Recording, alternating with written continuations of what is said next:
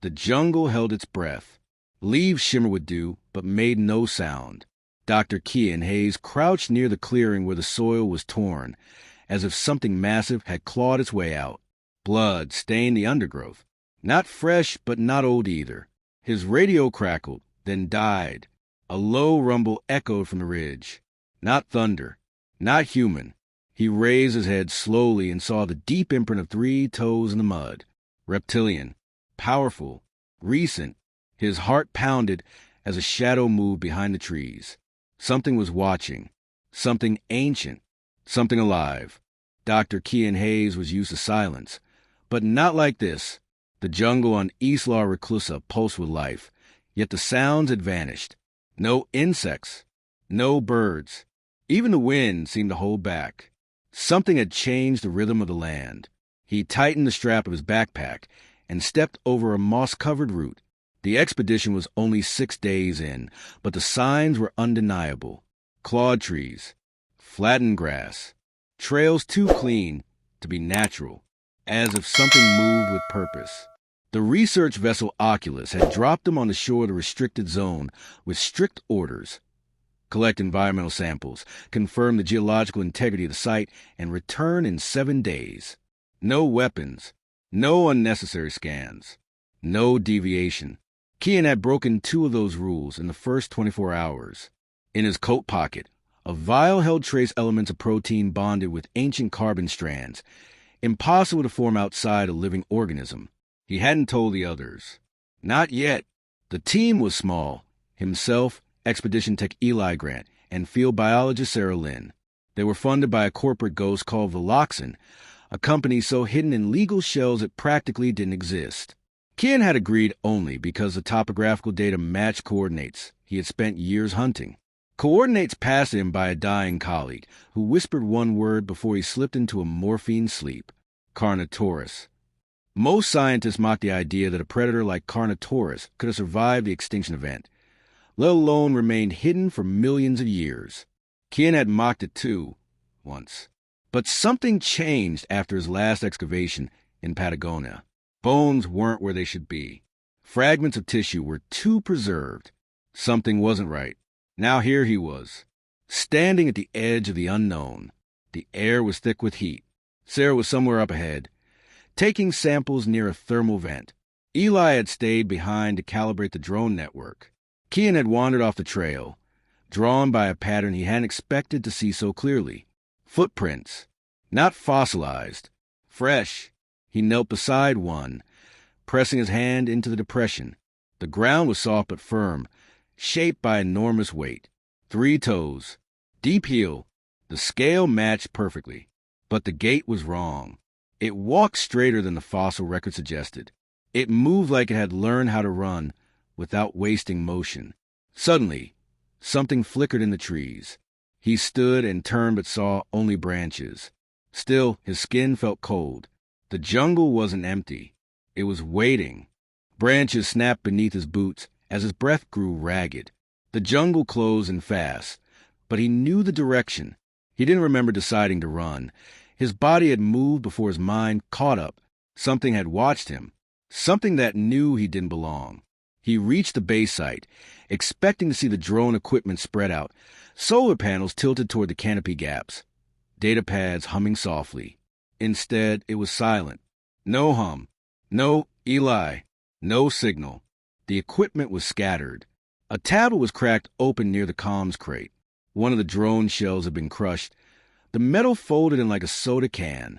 No blood. No body. Just destruction. Kian stayed low, heart thudding. He crouched near the shattered comm crate and tapped the mic again. Sarah, if you're there, respond. Still nothing. He scanned the tree again. The air felt thick, tense, ready to break. He slipped behind a fallen log, eyes locked on the brush. If something had taken Eli, it had done so fast, with brutal efficiency, and it didn't want to leave a trace. That was intelligence, not instinct. Suddenly, a hiss cracked through his headset. Kian! Sarah's voice, broken and barely audible. They weren't lying. I saw it. Don't move. The transmission cut out. He bolted, not toward her voice, but toward the ridge above the ravine, the last known point on her map signal. If she was calling from her personal comm, she was in danger. Sarah was smart, cautious, not prone to panic. If she said stay still, that meant something was hunting. He moved fast but stayed light, weaving between vines and deadwood. Each step had to count. His senses sharpened. Every bird call, or lack of one, fed him new information. No birds now, just that breathless stillness, the kind that came before a storm, or a kill. When he reached the ridge, he nearly missed a sign. A tuft of torn fabric hung from a thorn bush. Sarah's field jacket, blood on one sleeve. He followed the trail downhill, careful not to break branches. Then he saw her. Sarah was crouched beneath a limestone overhang, holding her shoulder. Her other hand was pressed to her mouth in a gesture for silence. He dropped beside her, whispering, "Are you hit?" "Claude, just a graze. Not deep. What happened?" Sarah's eyes were wide, not with pain, with shock. "I saw it. Kian, I saw the Carnotaurus. But it wasn't right. It was too fast. It didn't move like any predator I've studied. It circled me, didn't strike. It watched." He frowned. "Watched?" She nodded. "It's smart. Where's Eli?" She looked away. He didn't ask again.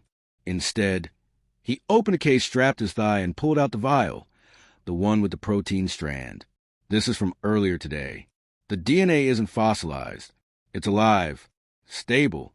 You think they brought it back?" He shook his head. "No, this isn't lab-grown. The genetic structure is too balanced. There's no synthetic signature. It's wild. Natural." She stared at him. "Then we're not on an island with a resurrected dinosaur."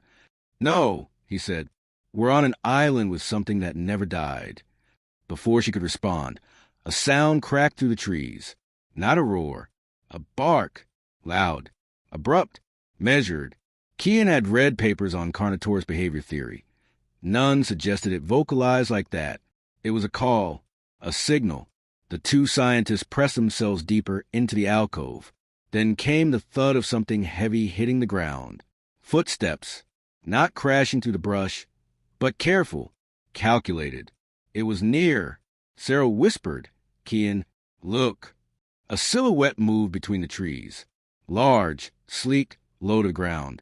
Not bulky like A.T. Rex. More agile.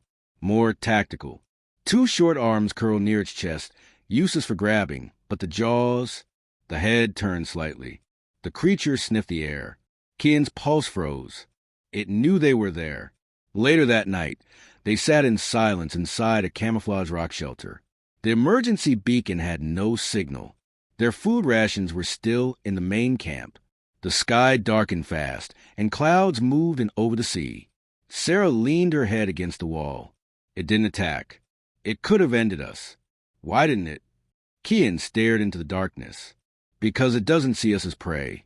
She looked at him. It sees us as competition. The storm hit hard. Rain pounded the jungle in sheets as wind tore through the trees like a living thing. Thunder cracked above the canopy, shaking the ground.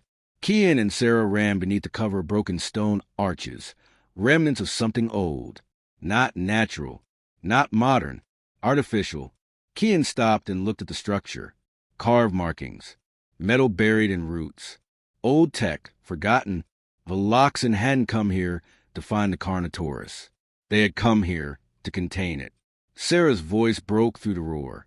"This isn't just an island. It's a testing zone." He nodded slowly. Controlled evolution. Natural selection sped up under observation. She stared at him. They created a predator that could adapt, survive, and learn. Kian took out the last drone chip from his pack and activated the embedded map. Data bloomed in the air. Heat signatures lit the screen. 5 of them. Not one Carnotaurus. 5. And they were moving fast toward the same point. "The research tower," he said. "They're not hunting. They're converging." "What's there?" Kian's voice dropped. "The transmitter." They ran toward the site. It was hidden behind a waterfall, the only place on the island with hardwired connection to off-site servers. Kian had learned about it from a buried clause in Veloxen's transport manifest. If the transmitter was destroyed, the world would never know. The truth would die with them. They reached the outer wall of the facility as one of the Carnotaurus pack members came into view. It didn't roar. It stared, deep-set eyes fixed on them. Then it sprinted. Kian pulled Sarah inside, slammed the steel door, and bolted it as claws scraped metal. The tower's core was cracked. Power flickered. Sarah pointed. Manual override at the top. They climbed fast, 2 floors at a time, slipping on wet steps. The building shook. One of the Carnotaurus had breached the lower level. Floor by floor, the lights died. When they reached the roof, Kian found the override switch buried behind a broken panel. He connected his datapad. I can upload the island data. Footage, audio, everything. Sarah shouted over the wind. Do it now. He hit the command. Progress bar, 64%, 71%, 82%. Then the building lurched. One of them was climbing the tower. Sarah backed toward the wall, her field knife in hand. We're not making it out. Kian didn't respond. His eyes were on the screen. 97%, 100%, upload complete. Suddenly, a deafening crack. Part of the rooftop collapsed as a huge claw punched through the floor. The Carnotaurus rose through the breach, eyes glowing in the lightning, jaws open wide. Kian stood between it and Sarah. He didn't flinch, because he saw something the others hadn't. It hesitated. The creature tilted its head, as if waiting. Kian stepped forward. It's testing us, learning from us. The Carnotaurus blinked. Sarah whispered, Kian, what are you doing? Kian raised his arms slowly, palms open. The Carnotaurus stood still, steam rising off its skin in the rain. Its breathing was slow, controlled, not the rhythm of a mindless predator. It didn't charge. It didn't strike. It watched, then it backed away. Not far, just a single step, but it was enough. Sarah stood frozen. Why did it stop? Kian exhaled, because it recognized something. We're not just prey anymore. We're part of its. Ask ChatGPT. Mist clung to the jungle like a veil, softening the outlines of trees and ruins alike. The air was still damp, but there was something different now.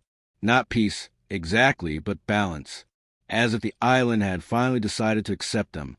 Kian stood on the ridge, watching the ocean shimmer under the broken clouds. Sarah was beside him, arm bandaged, face pale but calm. I sent the files, he said. To who? Everyone. Government agencies. Independent science networks. Press. Even competitors Veloxen tried to bury. Sarah gave a quiet nod. Then it's out. Yeah. Below them, somewhere in the dense green, something moved, but not in pursuit. It moved with purpose, but not aggression. It was moving away. Sarah turned toward him. What do you think they'll do? The world. Kian asked. They'll argue. Hide it. Fight over it. But they'll know now. And the Carnotaurus? He looked toward the horizon. It survived when it shouldn't have. Adapted beyond our understanding. It didn't kill us because it didn't need to. We're not its prey. We're just the next variable. Sarah smiled faintly. It let us go. Or maybe, Kian said, it spared us. For now. They hiked down in silence, their gear light, their bodies sore. The jungle seemed to open around them. No more false trails. No more tricks. The island wasn't trying to trap them anymore. Near the shoreline, they found a message burned in the sand by lightning-struck driftwood. A reminder of how close nature walked beside chaos here. Beauty and destruction, held together by instinct. The evac shuttle arrived late that evening. A small drone marked their location, and the vessel descended to the clouds with slow caution. The pilot stepped out, helmet on, eyes behind mirror glass. Kian didn't ask who sent them. It didn't matter anymore. As the engines lifted them off the island, he looked down one last time, through the thinning clouds. He saw a dark shape near the treeline, still, watching. And then it was gone. Final reflection. Back on the mainland, the world did exactly what Kian expected. Denial, debate, discrediting. But the footage didn't lie. The samples couldn't be explained away. And slowly, quietly, a shift began in the scientific community. Not just about dinosaurs, but about what nature still held in the parts of the world no one dared to explore. Kian published a paper under no institution's name. Sarah disappeared into private research. The Loxan went dark. But Isla Reclusa remained, unaffected, untouched, and somewhere beneath its ancient canopy, the Carnotaurus hunted not just with tooth or claw, but with thought.